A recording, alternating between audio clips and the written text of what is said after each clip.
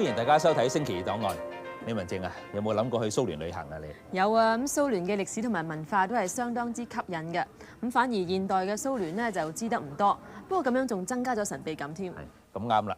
我哋採訪隊喺蘇聯嘅期間咧，曾經探討過旅行蘇聯嘅問題㗎。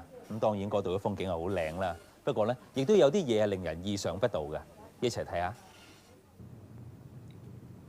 呢一度咧就係著名嘅莫斯科紅場，嚟蘇聯嘅遊客一定到㗎。而呢度列寧墓前面每個鐘頭嘅換班儀式咧，一定係會令到遊客留下深刻嘅印象㗎。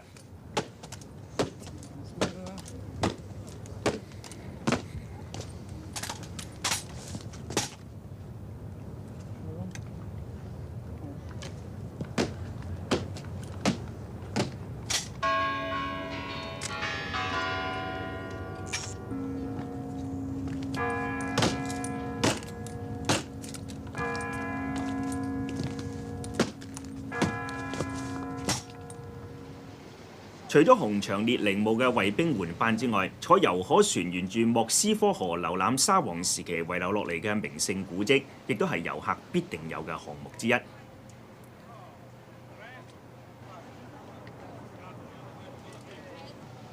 喺遊可船上面，我哋碰到嘅呢一團呢，就係意大利遊客，佢哋去完列寧格勒，最後呢一站呢，就嚟到莫斯科。講到風景名勝呢，佢哋個個都係讚口不絕㗎。不過亦都有另外一啲嘢咧，係令佢哋印象深刻㗎。Actually, they promised us a better hotel, and then we discovered another one. They asked me for cigarettes, for lighters, for perfumes, cosmetics, but I haven't.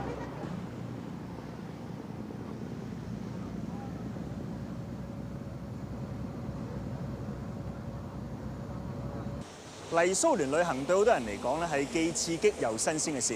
喺呢度係有金碧輝煌嘅皇宮，亦都有講唔盡嘅歷史㗎。不過亦都有好多事情咧，係會令你意想唔到嘅。為咗了解一下遊客嘅感受，喺列寧格勒，我哋就跟咗一團由散客組成嘅旅行團，睇下佢哋嘅經歷係點。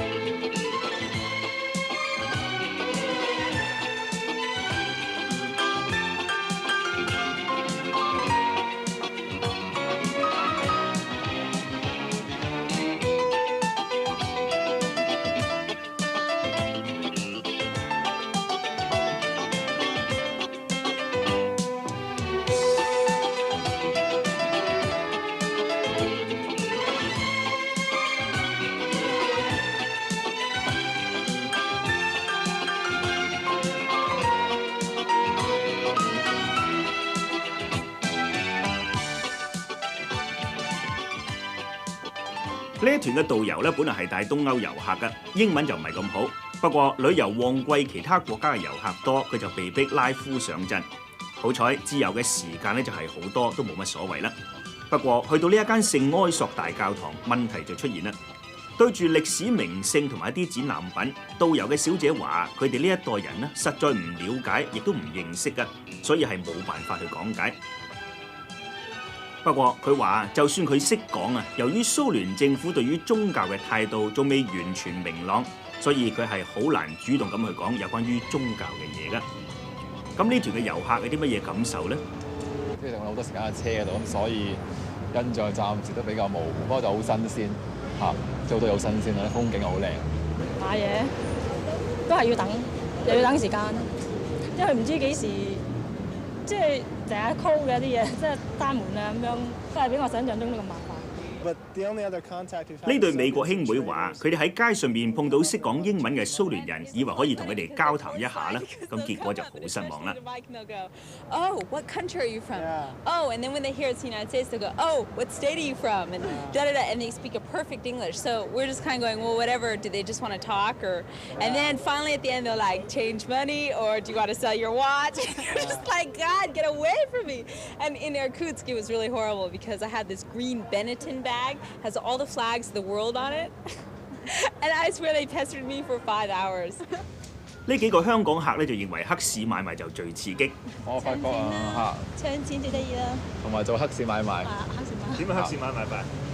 即係帶啲手錶啊、計數機啊、化妝品啊、煙啊咁啊過嚟，有人嬲你買㗎啦，咁啊好刺激嘅。點樣刺激法？即係個利錢咧非常之高啊！即係買到你越買越開心啊！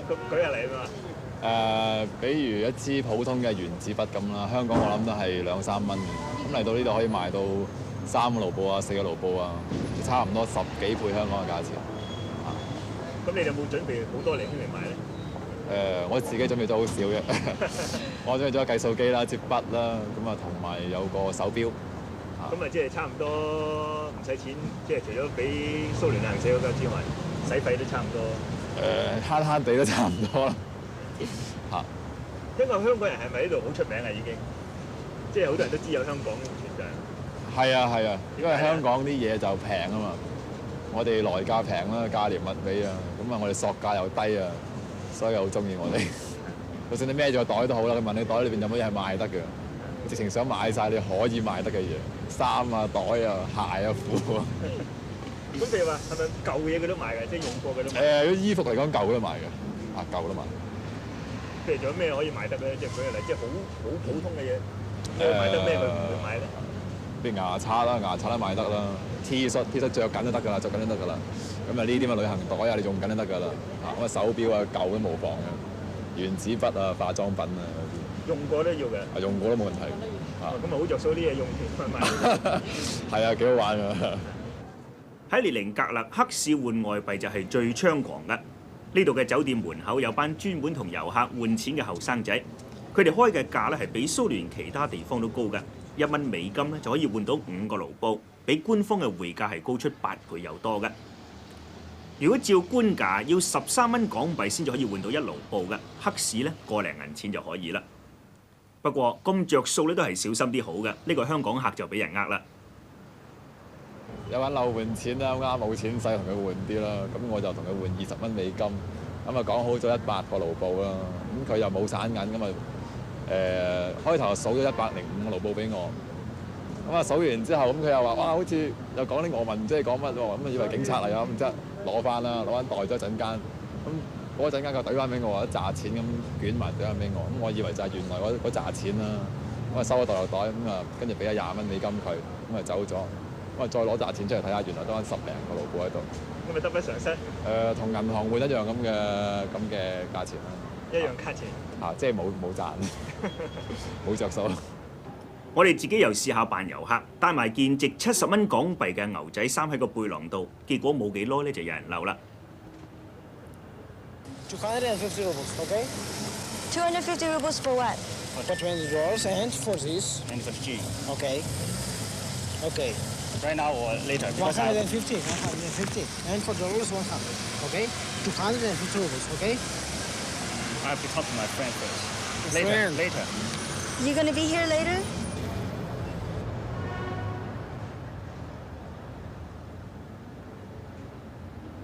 雖然黑市買賣喺蘇聯而家仲係違法嘅，咁但係利錢高咧，呢班人一啲都唔怕，當街當巷將啲遊客行李抄出嚟講價㗎。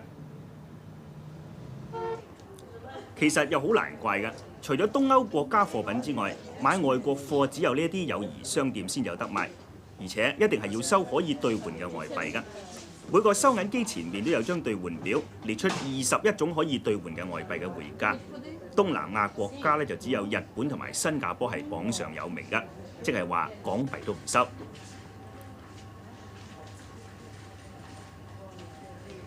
而喺友誼商店裏面最好賣嘅咧就係美國煙啦。任何一種美國煙，每條嘅標價都係12盧布，比美金就要按官價20美元啦。美國煙其實係可以當錢使咁嘅，我哋就曾經試過用一條煙去包的士一日。You want cigarette or rubles? Cigarette? Cigarette. Okay, cigarette. 50 rubles. 50 rubles. One short smoke. Cigarette. Oh, okay. Okay. Later. Okay. Later. Okay. Это.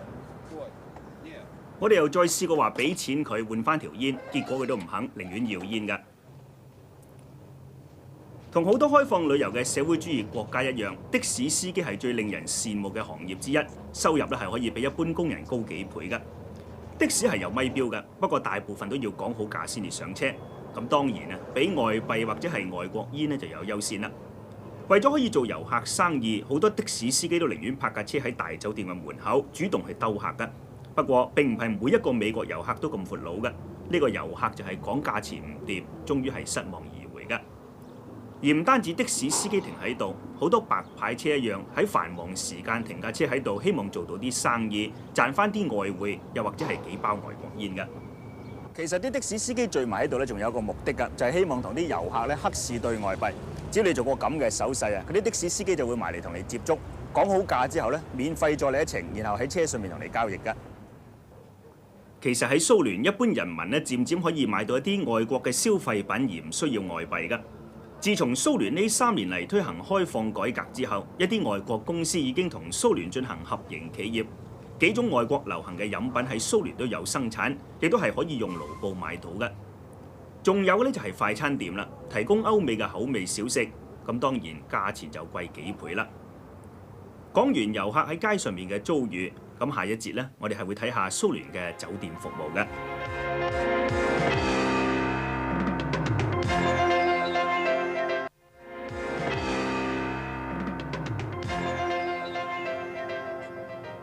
喺蘇聯，遊客咧係唔會出現冇房住嘅情況嘅，因為如果蘇聯國際旅行社唔安排好整個旅程嘅酒店房咧，外交部就唔會發簽證。而為咗保證遊客可以使用到酒店嘅設施同埋係保安嘅理由，每一間酒店咧都係有專人企喺門口嗰度截查出入嘅人嘅。咁如果有酒店卡就當然冇問題啦。而如果你係遊客去第二間酒店嗰度消遣，當然亦都係冇問題㗎。咁所以東方人就好着數啦，一睇就知道係遊客，唔使成日俾人查證咁麻煩。咁至於本地人呢，通常冇足夠嘅理由就係唔準進入酒店嘅。咁當然，如果你同守門口嗰個熟呢，咁就唔同啦。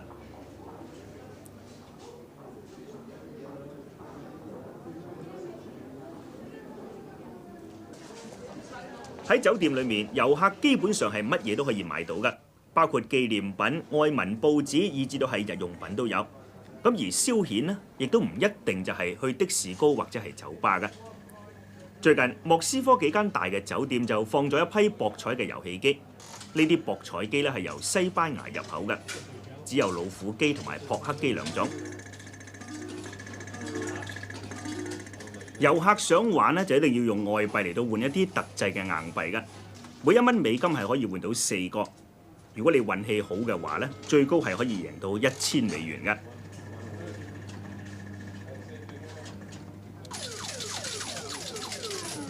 不過換硬幣咧就好簡單，贏咗要換翻外幣就比較複雜啦。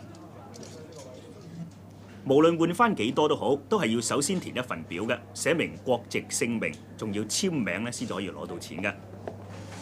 So what did you think of having slot machines in the hotels here? I was surprised. Why were you surprised?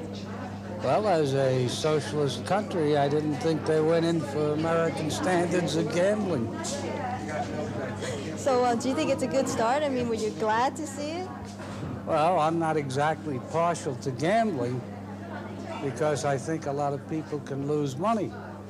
And while the foreigners are losing the money, at least they're keeping the Russian people away from the slot machines. Well, what do you think of slot machines, you know, like gambling in a socialist country? I have a feeling that they're out to glom as much hard currency as they can, and this is another way to do it. 的確，蘇旅社咧就係希望盡量喺遊客身上面賺外匯嘅。喺酒店，除咗食飯之外，任何嘅服務，包括有租車、代買入場券、服務費，甚至都係飲杯咖啡，都係要指定收外幣嘅。簽信用卡或者係旅行支票都可以，盧布咧就絕對唔收。不過俾咗錢呢，好多遊客都係仲唔滿意嘅。好似呢一對美國夫婦咧，佢哋對佢哋住嗰間5星級酒店房咧就好唔滿意啦。佢哋嗰間房咧唔夠200平方尺，但係租金咧就要收1300蚊港幣一晚。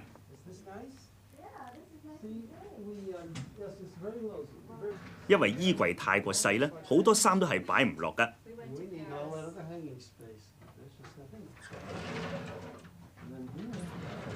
咁佢哋除咗將幾日要換嘅衫拎出嚟之外咧，好多衫仲係擺喺行李篋裏面冇拎到出嚟㗎。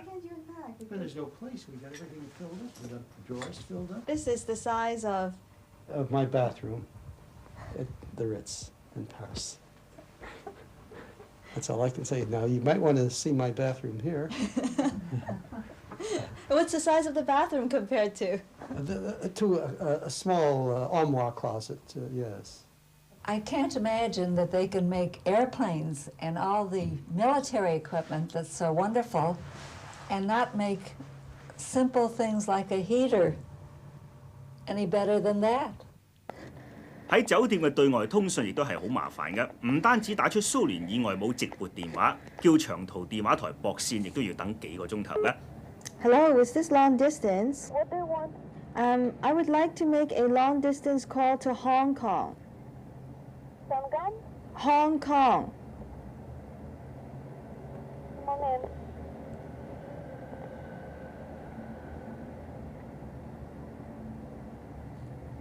Hello, I'd like to make a long distance call to Hong Kong. At what time would you like to speak? As soon as possible. Bangkok?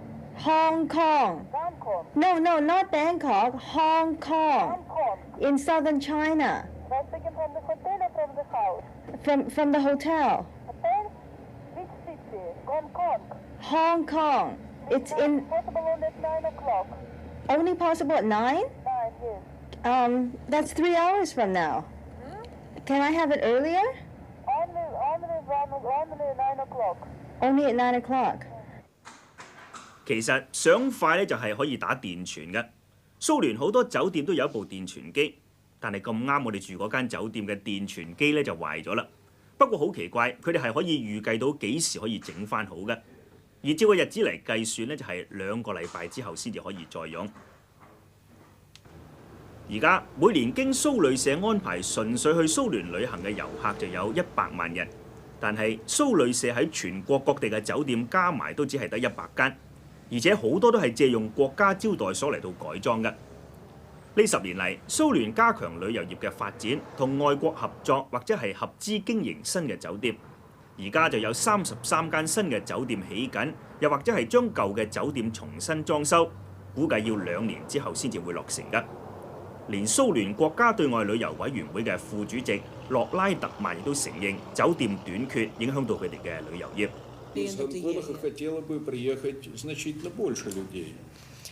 We know that next year much more people would like to visit, much more tourists would like to visit our country. And we are ready to receive much more people next year. Но, к сожалению, Москва имеет мало гостиниц. But unfortunately, we have shortage of hotels in Moscow at the moment, and we cannot receive all those people who would like to come. 洛拉特曼亦都承認啊，唔單止酒店房唔夠，所有嘅旅遊設施，包括有火車、飛機、的士、對外通訊都係好唔足夠嘅。而旅遊行業嘅服務人員嘅質素又低，令到蘇聯嘅旅遊業暫時咧係冇辦法進一步發展嘅。而家佢哋唯有加強體制改革，以及係增加員工嘅訓練，去到應付需求。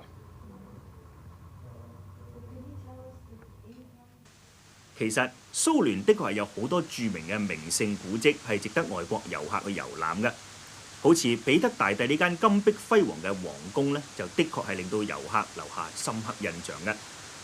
而蘇聯政府亦都好希望借住旅遊業去到爭取寶貴嘅外匯。不過好可惜，呢幾年嚟啊，旅遊收入始終都係唔理想嘅。雖然洛拉特曼唔肯講每年蘇聯喺呢方面嘅收益有幾多，但係佢就承認啊，連中國都比唔上，同西歐嘅西班牙咧就更加冇得比啦。而家蘇聯計劃用15年嘅時間去到發展旅遊，包括加強投資同埋同外國合作。但係會唔會好似佢哋期望咁，可以有多20倍嘅收入呢？咁就好難講啦。